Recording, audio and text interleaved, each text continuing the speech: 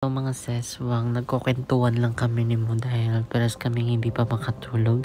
So, sinishare niya sa akin yung experience niya doon papasok pa lang ng operating room na sobrang kinakabahan daw siya. Yung nanginginig-nginig siya sa kaba kasi first time niya yung ayaw man niya. Pero wala siyang magagawa dahil kailangan talagang tanggalin yung nasa kanyang tiyan.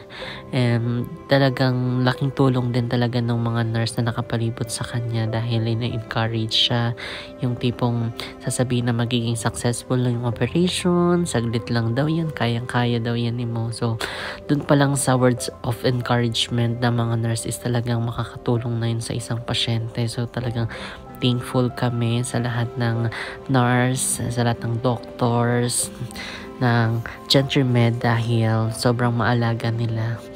And ayan, that time nahimas-himas niya yung ulo ko. Ayan.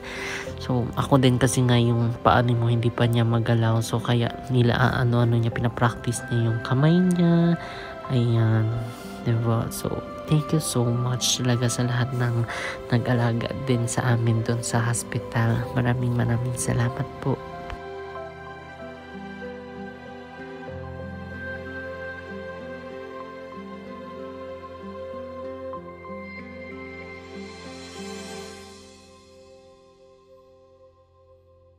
Time check, mga sis, it's already 4:32 a.m. na and kakapunta lang dito ng kanyang nurse. Sinuot yung kanyang swero and sinabi na pwede na daw siyang mag-sip ng tubig. So, pinainom ko na rin siya kasi onti lang kasi wala kaming stroke. Pinaasan yung kanyang uluhan kasi pwede na rin daw siya mag-unan. Parang tataasan pa rin yan after para yung makakaupo na siya, para magalaw niya na yung katawan niya. Yan. Yung talk show and a kiss, naka-clip na rin, a kiss ng very very light. So, iihi na rin siya. Naantay niya na lang yung nurse kasi parang mayroon natang ibibigay. Hindi ko alam kung ano yung para ata sa para makaihi siya. Ihian siguro niya. Kasi hindi pa siya makatayo eh. Medyo masakit pa yung tahi niya.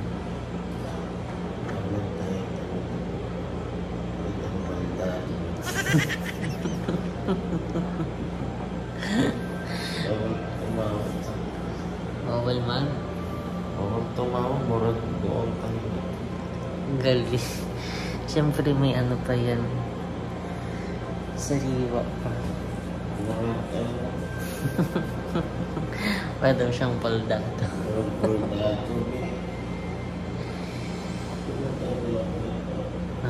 And nagagalaw niya na rin yung kanyang paa. Kasi kanina hindi niya nagagalaw yan at saka hindi niya nararamdaman kahit hawakan. Kasi siguro sa anesthesia na tinurok sa kanya. Pero ngayon na niya na nagagalaw-galaw niya. Tsaka napapakiramdaman na niya. So update na lang kami ulit later. Gutom na? Wala naman sinabi pwedeng kumain. Tubig pa lang.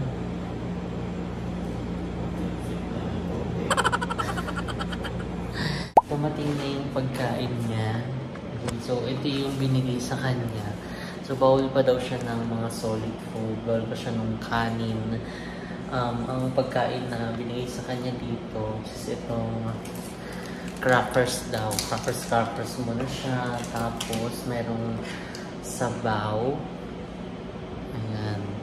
For the soup. Tsaka juice. Buti na lang meron akong pinabiling juice dyan. At saka gelatin daw na color white, na transparent na color. Tapos candy. Yan daw na yung mga papakain sa kanya. Ayan si Mo. Pinaano ko na siya. Pinabend ko yung kanyang para makakain.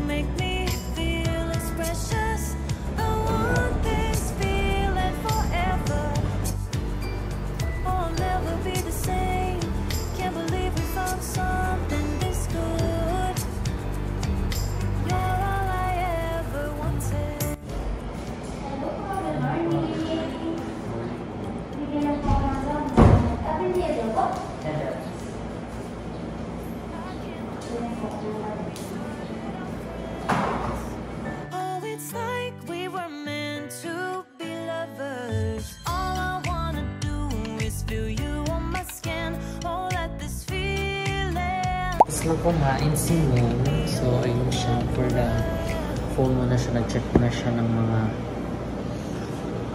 mga emerald. Check mo na siya ng phone. So, ako, hindi pa naman ako nagugutom. So, baka pag nagutom ako mamaya, magkain na lang ako. So, meron pa naman natira kagabi yung spaghetti at saka burger. So, ayan. Ito po yung view namin. Ang parkingan ng mga jeep. Oh, diba? Ganda rin ng ganyan eh. Makikita mo yung labas. Kaysa yung kulog na kulog talaga. Yung walang view na ganyan. Kahit pa paano parang maano mo yung yung labas. Masisilayan mo. Actually, pwede naman siya i-open. Kung gusto mo ng natural light. Natural light, ventilation, lungs, kawag. Diba? Gusto mo yun. Kamusta naman yung pakiramdam mo ngayon? Okay naman. Okay naman na. At saka yung paa is nagagalaw na. Galawin mo nga. Nagkagalaw na niya yung paa niya. Kasi yung bandang tuhod medyo mahina. Pero meron naman na siyang pakiramdam din. Nagagalaw po. Hindi katulad nung paglabas niya ng OR. As in, hindi niya na-feel. Kasi nga dahil dun sa anesthesia na tinurok. Problema ko paano pag natay ako. Hindi ito nga, naka-pampers ka naman. Hindi kasi siya sanay. Actually sa pag-ihi nga din, nahihirapan siya. Medyo nahihiya yung niya, ihi niya. Umihi ka na sa pampers, hiya ka pa. Tapos yun, paputol-putol yung ihi niya. Alam mo yun. Pero kung no choice naman, ihi na lang talaga siya doon. Huwag na siyang mag-inarte.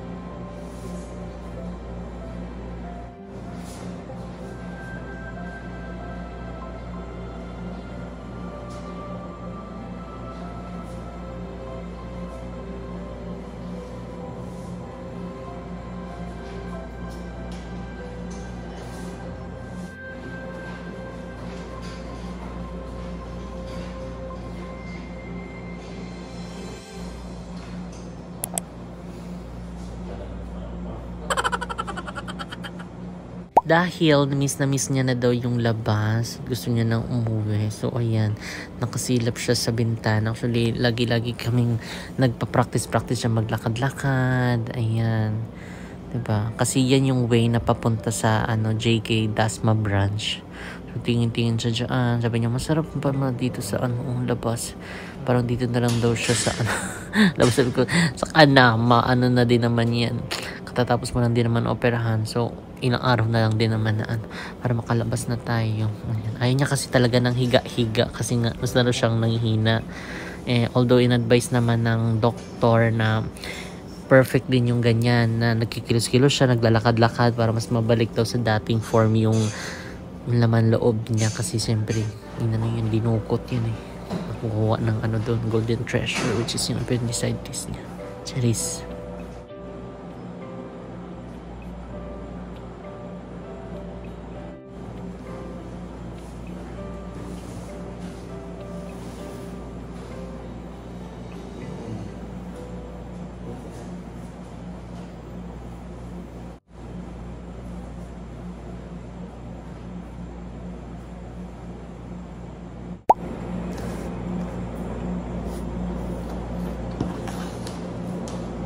It's my turn. Yung tira natin kagabi. Spaghetti at burger steak. Parang amoy panis. Ano namang amoy panis na siya.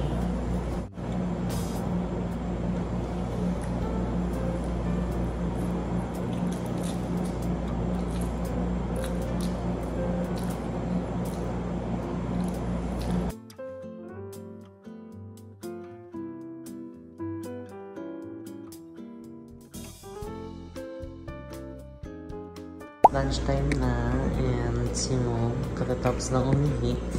Tapos nag-ano siya, na dyan muna daw siya sa upuan. So ito pa rin yung food niya. Sabaw, tapos skyflakes, juice, at saka Yung jelly is? yun yan, jelly is. Tsaka candy again and again. Yung candy mo para anti-glutathione. Malamig ka manimaw. Tae. Tae. Yung soup ano yun? Ano siya? Kalabasa. Soup. Ito lang yung ginataan mo. Ginataan Malagkit. kalabasa. Siyempre ako naman ang kakain. Dumating na yung pinapadala namin pagkain. Ayan, dito ni Mama Vicky ang sinigang. Sinigang-gang-gang at saka rice. Kasi minsan, bawal kumain pa. Bawal pa siya mag-rice. Pero meron kaming pinadalang mga skyflakes. Tapos mamaya, dadalaw dito sila ate, saka sila tito. Kain ko. Kain ko na. Sabaw. Sarap po, may tabao. Wow. Oh, sarap. Ganyan rin to kasi lagi namin ito pinapaluto kay mama. Kaso ba ako siya kumain?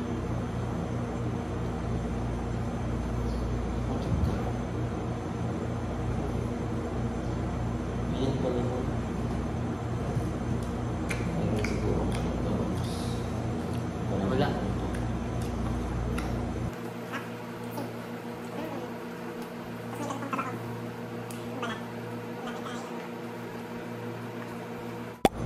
Si Mama Vicky is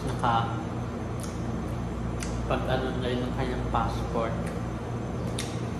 Actually, 28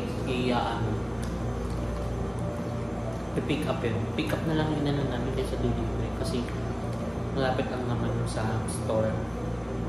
SM Dasma lang. Buti na nakumpleto namin lahat yung kanyang birth certificate. Kasi yung birth certificate niya, nagkuha kami sa internet. Sobrang labo kasi parang hindi siya mabasa. Kasi alam niyo naman kapag medyo lumang birth certificate na, di ba? Yung medyo old na. Yung print nila dati, sobrang magkaiba sa print ngayon. Yung ngayon kasi talagang maganda yung pagka-printer. Yung dati parang wala pa ang printer yun kasi parang alam mo yun, hindi pantay-pantay yung mga sulat, tapos parang nakapalan ng tinta, ganun. So, kaya hiningihan kami ng certified true copy. Buti na lang, natulungan kami ng kapatid ni Mama. Si Tita Alicia, ayan, nilakad yung kanyang certified true copy, tapos pinadeliver agad dito, tapos nakakuha kami ng barangay ID, ayan. So, thank you so much para sa friend ko, ay si Jong Jong.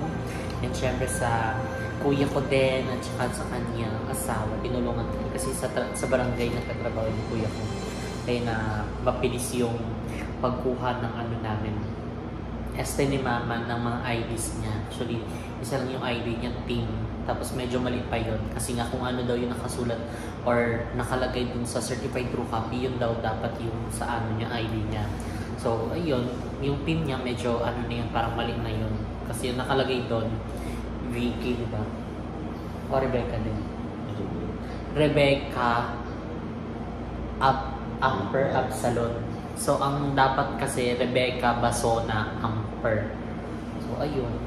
Buti nakapagpagawa kami agad ng kanyang senior ID at saka barangay ID.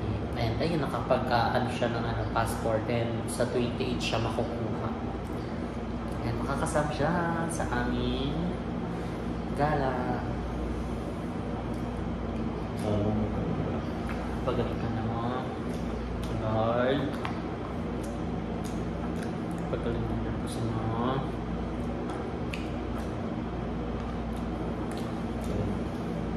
Kasi hindi po siya sanay umiiyak sa Pampers. Ew daw. Nararamdaman niya yung basa. O, pag malaki ka na kasi parang parang Alam niyo, ang ilaw sa pakiramdam. Pero no choice ka. Ganyan kung natis ganda ko na. Siyempre pag okay ka na, makakaligo ka na, hindi maano na yung maugasan na yung ano, pim-pim.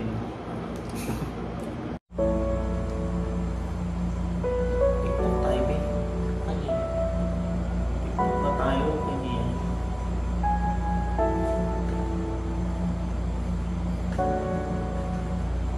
Yan, a party like a lifestyle. What is the purpose?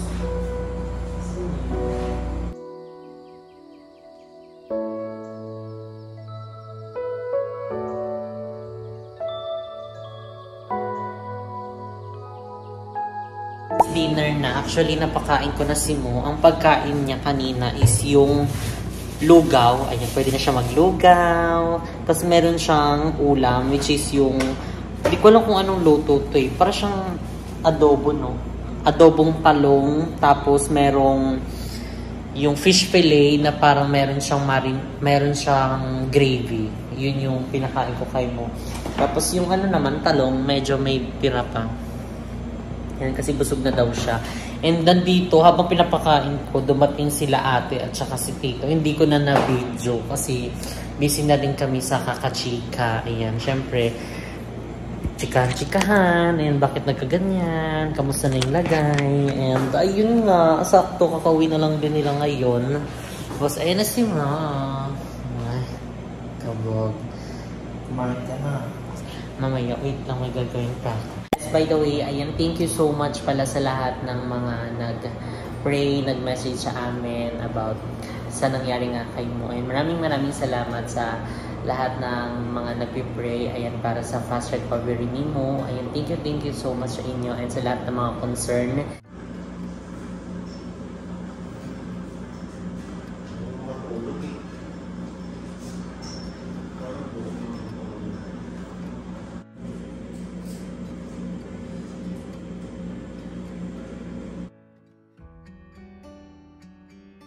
Bukas ng umaga,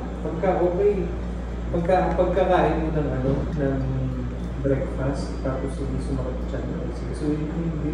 Pwede naman. Tapos magkita na lang tayo Saturday. Saturday, so. Daily na yung routine mo. Sumasakit pa to. Ano lang yan, sugat lang yan. Ay, Sugat sugat. lang yan. Kaya nga sabi ko, yung tumagal dito, kumabalgado ako dati. Sadya, ako rin, ayoko nagpapatagal ng pasyente Kaya nga dito. po. Kasi naniniwala ako, mas bilis yung recovery ko sa mga. Aray. Aray, pwede din siyang umuwi. Abog ability kang photos.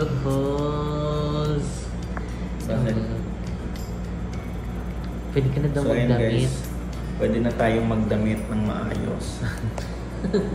Hindi kasi Nabutan ako siya. komportable dahil naka-diaper o tingnan nyo. Tumating dito si Doc, alam pala na nagsasanggip salang tayo. Sabihin ka Sabi na niya, daw. pwede ka na daw magsanggip ulit. Pero charot-charot lang yun. Oo. Joke lang yun. So bukas daw, kung okay daw yung pakiramdam natin ng morning, pwede na tayong ma-discharge. So parang kahapon, May 20. Masyado kang advance mo. March pa lang ngayon. Ano, epekto ba yan ng anesthesia? O appendicitis? Charis. 21 ngayon, so 22 bukas. Kung okay na daw yung pakiramdam natin at saka wala namang pain, pwede na daw tayo mag-discharge. Kasi hindi naman. Kasi, at saka nandito rin ako nagtatrabaho din. Diba? Work at hospital. Kung may work at home. Work at hospital. Naabutan ko siya nakaganyan. So, uy, taray, nakakaano ka na, ganyan. Natuwa din siya kasi hindi ka talaga nakahiga. Oo, Tapos hindi niya na ano yung pampers niya. Kasi kahit may pampers siya, pumupunta talaga siya ng CR para na makapang-ihi. Oo nga, tanggalin mo na yan. Kaya nga sabi ko sa'yo kung gusto mo na mag-brief eh. Mas komportable ka kasi hindi mo naman nagagamit yung pampers. Taray, Saka pwede na rin tayo kumain ng kanin. Pero bukas pa. bukas pa. Bukas pa. Huwag kang excited. Gusto ko na yung adobo. Oh, diba? God is Adobo. good all the time. Oo, worth it. At saka ano talaga, no? Effective yung pag-play natin ng mga Hillsong worship song sa phone. Thank you so much sa inyo guys sa mga nagpe-pray. Yan. Actually, first time talaga sa amin mangyari ito. Pero pagsubok lang naman ito, diba? So wala namang pagsubok na hindi ibibigay sa atin na hindi natin malalampas. Yes. Pag-isip ko, naglalakad-lakad na siya.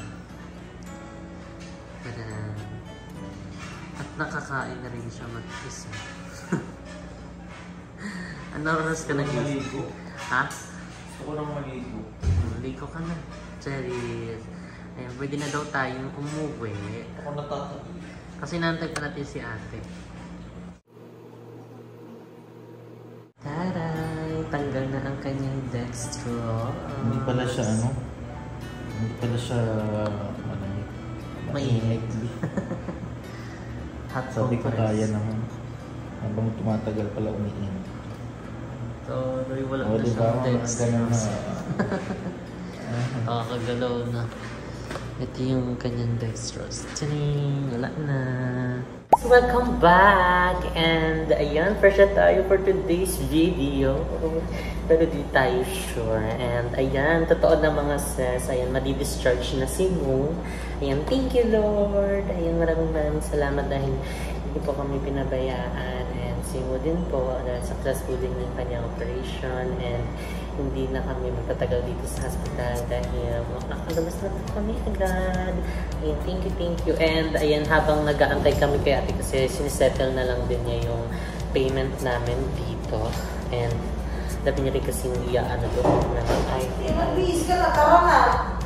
Pwede na daw? Oo, nakabayad na. Nalabis na ang discharge mo. Di pa pala Diyan na pala siya. nagbabayad. Wait lang, pagbubulag lang for today's video. So, tapos na pala siya magbayad. So, ayan, again, thank you so much. Ayan, gusto kong kunin tong opportunity na to para magpasalamat sa lahat ng bumubuo ng Gentry Med. Ayan, from the nurses, and sa kanilang mga guards, and sa mga interns, sa lahat ng bumubuo sa mga head doctors. Ayan, maraming salamat, especially din po kay Sir Renato. Ayan, siya po yung isa sa head ng nursing department. Ayan, kumausap sa amin kanina. Ayan, thank you so much po. And binigyan kami ng magandang balita. Oh my God! Thank you so much. And sa CEO, ayan, si Dr. Jerry Heronimo, maraming salamat dahil mga sis, binigyan nila kami ng discount ayan, sa aming magiging bill dito sa hospital. So, thank you so much dahil malaking tulong po iyon. And aside po sa mga discount na binigay nila, gusto pa nga kami palipatin ng room. Kaso hindi na kasi palabas na rin naman kami. So baka i-ano na lang sa ibang ano na lang yun, sa ibang mga pasyente.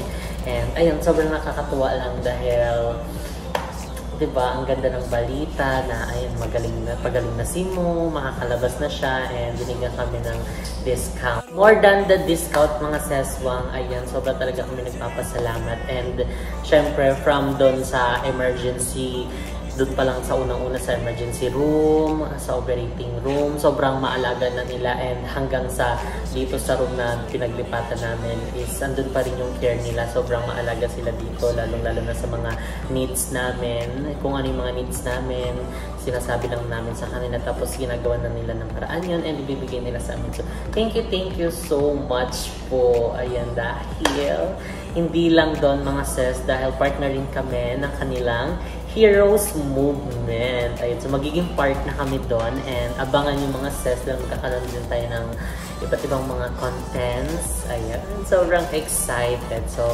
eto yan, binigyan nila kami ng magazine. Ayan, Heroes Movements Incorporation. Ayan, dito sa Gentry Med. So, thank you so much po. Ayan, maraming salamat! Oh my God! Pauwi na tayo mo. Oh my God, nabibis ko na si si Happy. Thanks si ate.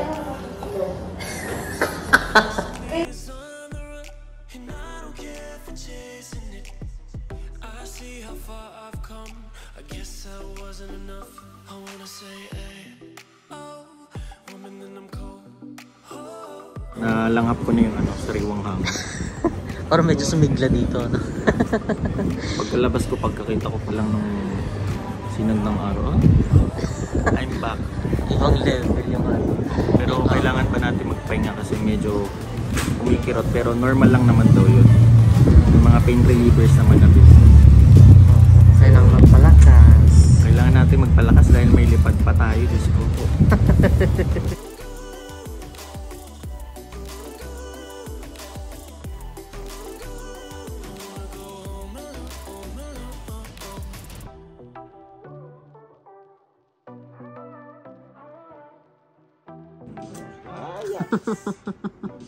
Kiss lang. Maglaway-laway. Step na daw dito. Step na. Step na daddy.